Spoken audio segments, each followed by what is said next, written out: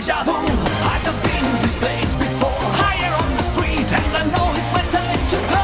Calling you and the searches of mystery. Standing on my feet.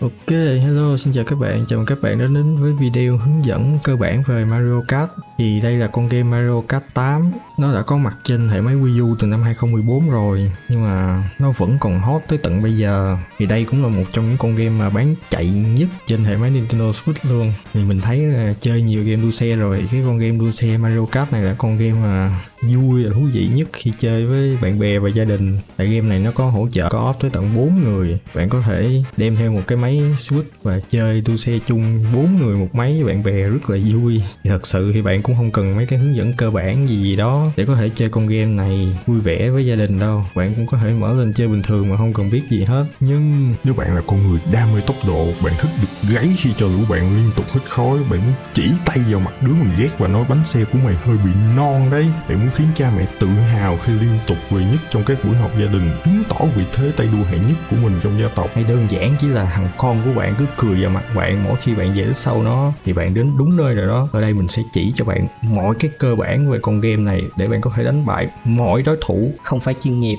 Thì mỗi lần mà chơi Mario Kart chung với bạn bè và đồng nghiệp thì có một cái luật bất thành văn mà mọi người ngầm hiểu với nhau là ai vừa đích chót là người đó bị gay. bị gáy, không phải bảy màu. Thì ok, chúng ta sẽ tới phần đầu tiên, đó chính là nhân vật của game này. Thì game này có một hệ thống nhân vật rất là nhiều, là bao gồm những con nhân vật mà trong vũ trụ của Mario hay Mario, Luigi, công chúa Peach. Ok, bây giờ mình sẽ để thông số thuộc tính của các nhân vật ở đây, các bạn có thể tạm dừng video lại để coi nhé. Nhưng mà bạn chỉ cần nhớ điều này thôi, là tất cả nhân vật trong đây thì được chia thành 3 nhóm chính, đó là hạng nhẹ, nhẹ cân, rồi trung bình và nặng cân. Thì mỗi nhân vật nó sẽ nằm trong 3 nhóm đó thôi. Thì khi mới chơi thì bạn nên chọn mấy nhân vật thuộc hệ nhẹ cân để có thể dễ điều khiển. Đây mình sẽ chọn Baby Rosalina. Thì ở đây cũng vậy, các cái xe và các loại bánh xe dù trong đây nó cũng ảnh hưởng tới các thuộc tính cơ bản. Ok, còn đây là thông số của các cái xe, bánh xe và dù lượng. Các bạn cũng có thể tạm dừng video ở đây để coi.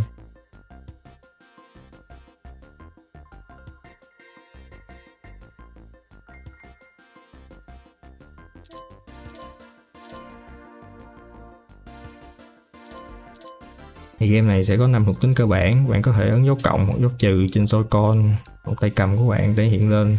Thì đầu tiên đó là thuộc tính Speed. Speed là tốc độ nó sẽ cho bạn khả năng chạy nhanh trên đường thẳng hơn. Rồi tiếp theo là thuộc tính Acceleration là gia tốc. Thì gia tốc nó sẽ giúp bạn đạt tới cái ngưỡng tốc độ tối đa nhanh hơn. Acceleration gia tốc càng cao thì bạn sẽ đạt tới cái ngưỡng tối đa càng nhanh. Thì game này nó cũng chia ra các hạng mục đua là 50, 100, 150cc và 200cc các kiểu. Gia tốc càng cao thì bạn sẽ đạt tới cái giới hạn tốc độ đó càng nhanh. Rồi tiếp theo là quay là cân nặng. Thì cân nặng nó sẽ ảnh hưởng tới việc mà khi bạn va chạm với đối thủ trên đường đua, thì cân nặng bạn càng cao thì bạn sẽ càng hất đối thủ mạnh. Tương tự nếu bạn cân nặng và nhẹ hơn đối thủ mà bạn tông trúng đối thủ thì bạn sẽ bị ngã xe, bị choáng các kiểu. Đối thủ mà cân nặng cao hơn mà tông bạn thì bạn cũng sẽ bị tương tự như vậy. Rồi tiếp theo là handling là một chỉ số rất là ngon, nó sẽ giúp bạn ôm cua và grip rồi dễ dàng hơn. Chỉ số này càng cao thì bạn sẽ càng dễ dàng điều khiển cái xe bạn qua mấy cái khúc cua. Rồi chỉ số cuối cùng là chỉ số traction, nó là độ bám đường của bánh xe. Thì cái chỉ số này càng cao thì bạn sẽ chạy mấy cái đường mà ngoài cái đường nhựa ra, đường đất, đường cát, đường băng các kiểu, thì bạn sẽ chạy nhanh hơn trên các loại mặt đường không phải đường nhựa đó. Nó cũng sẽ là làm cho bạn ít bị trượt hơn khi chạy trên đường băng. Đó thì đó là 5 chỉ số cơ bản của cái game này. Tùy vào cái lối chơi của bạn mà bạn sẽ hướng tới những chỉ số mà bạn thích. Thì đối với người mới chơi thì mình nghĩ là bạn nên chọn 2 chỉ số là Acceleration gia tốc với lại handling là điều khiển. Tại vì 2 chỉ số này nó sẽ rất là dễ cho người mới. Khi mà gia tốc bạn cao thì khi bạn cua hụt hay là tông vật cản gì đó thì bạn sẽ lấy lại tốc độ nhanh hơn. Và handling cao thì mới vô bạn sẽ tập grip, tập ôm cua cái kiểu dễ hơn, rất là phù hợp cho người mới chơi. Ok, đầu tiên mình sẽ giới thiệu các bạn về xuất phát nhanh hay còn gọi là Rocket Start.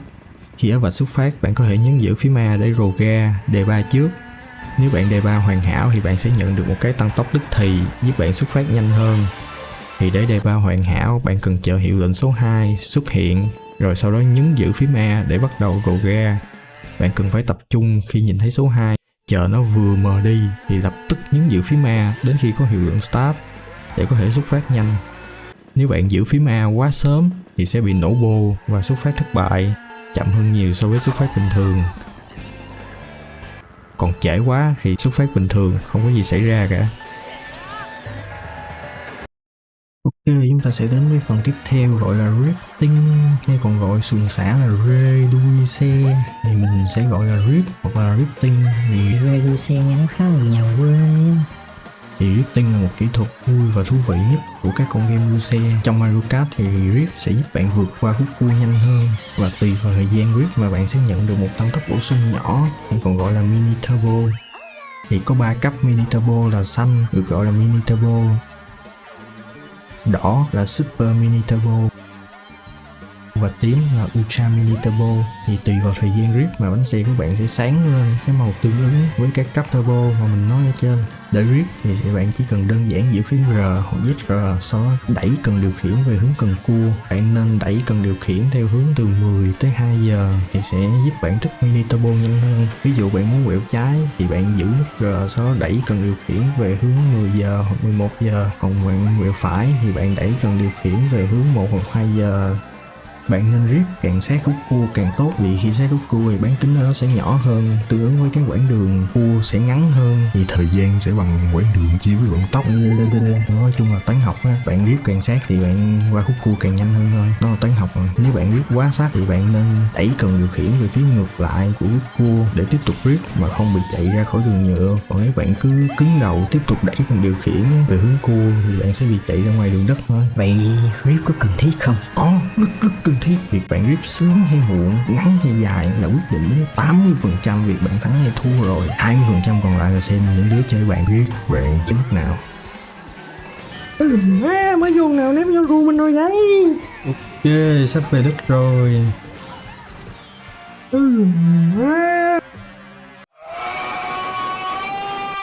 Vậy thì khi nào bạn nên drift nhiều? Tại sao bạn phải luôn drift? Bởi vì bạn không có lý do gì để mà bạn không drift cả. Drift cũng giống như việc bạn gồng lỗ vậy. Còn thở là còn drift là còn cơ hội thắng, ngưng drift là thất bại. Nhưng mà drift quá khó. Đúng vậy, drift khá khó với người mới, mà bạn muốn drift nhanh và đi nhẹ qua khúc cua Như một thằng đàn ông thực sự. hay là giảm tốc lại và quẹo, chấp nhận để đối thủ cho hít khói. Bạn muốn drift hay là thất bại? Chọn một cái đi. Thử tưởng tượng xem bạn bè sẽ nhìn bạn chê cười bạn như thế nào, gia đình sẽ thất vọng về bạn ra sao khi biết bạn chơi Mario Kart mà bạn không dám drift đi ngoài đường. Bạn chắc chỉ vẫn dám cúi đầu xuống mà không dám ngẩng đầu lên. Đây sẽ là bạn trong đáng nguyền rủa và ngứa mắt như thế nào nếu mà bạn không drift.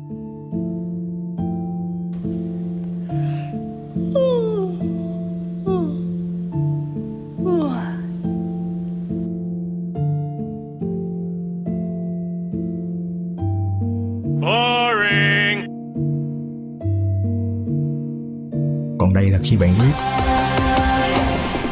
Deja vu, I just been in this place before. Higher on the street, and I know it's my time to go. Going new, and the search is a mystery. Standing on my feet, it's so hard when I try to be me. Whoa. Nhưng phía trước là hai khúc cua liên tục ngược nhau thì sao? Drift 2 lần bạn ơi. Nhưng phía trước chỉ là một khúc cua nhỏ thì sao?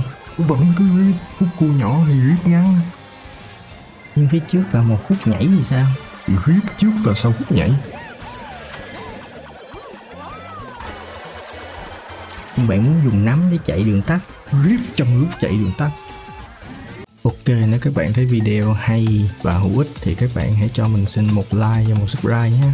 Năn nỉ Zoom thì mình không biết tiếng Việt nó gọi là gì, nhưng nó là một kỹ thuật mà khi ở bất cứ khúc nhảy nào bạn nhấn phím R hoặc ZR thì nhân vật của bạn sẽ thực hiện một động tác biểu diễn giữa không trung, và sau đó bạn sẽ nhận được một tăng tốc nhẹ khi tiếp đất. Zoom có thể thực hiện ở bất cứ cuối đoạn đường hoặc một vật thể nào đó, và sau đó đưa bạn vào trạng thái trên không như một con dốc hướng lên giúp cho bạn bay lên, hay là khi bạn tiếp xuống một cái bong bóng hoặc là khinh khí cầu khiến bạn nhảy lên.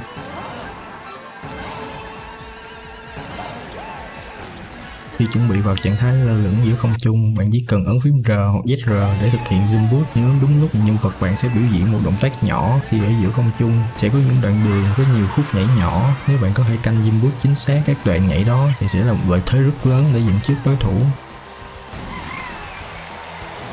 Ok thì video hướng dẫn cơ bản phần thứ nhất của mình tới đây là kết thúc rồi. Hẹn gặp lại các bạn ở phần tiếp theo. Và hãy nhớ là luôn luôn ready.